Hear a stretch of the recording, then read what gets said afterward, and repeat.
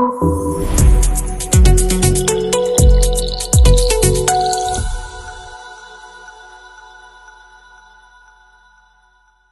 alaykum hammaga. Bugungi mavzuyimiz o'ta qiziq mavzu, ya'ni bilish. Biz har kuni nimadir o'rganamiz, nimadir yasaymiz, lekin buni qanday ishlashini biz o'ylamaymiz. To'g'ri, falsafada bu bilan alohida soha shug'ullanadi. Bu ginekologiya. Ginekologiya qanday bilish qanday sodir bo'lishini va insonlar qanday bilimga ega bo'lishini o'rganadi.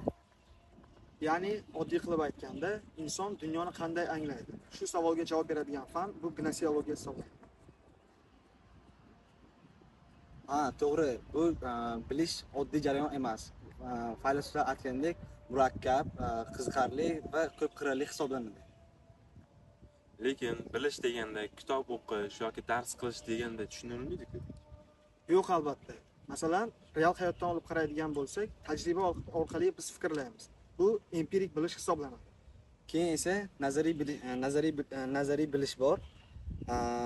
Ya'ni tushunchalar, xulosa chiqarish va mantiq bilan bog'lanadi. Demak, biri hayotiy tajriba, biri esa ilmiy tajriba, shundaymi?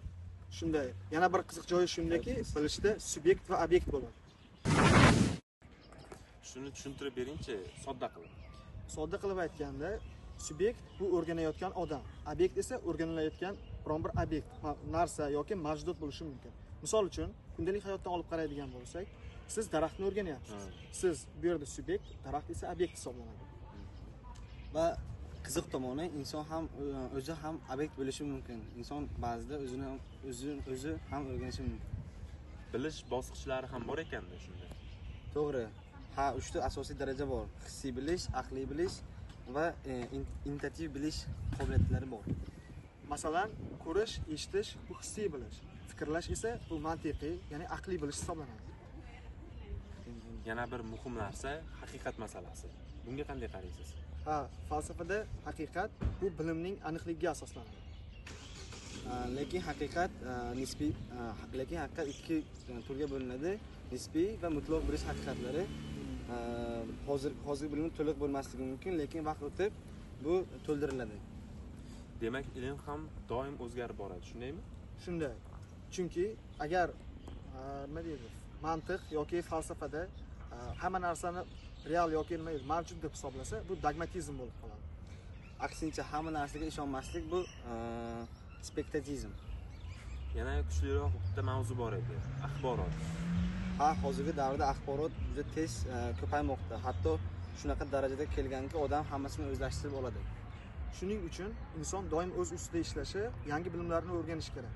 Aks holda u ma'lumotlar eskiradi. Xo'sh, oxirida bitta savol. Bilish o'zi aslida nima?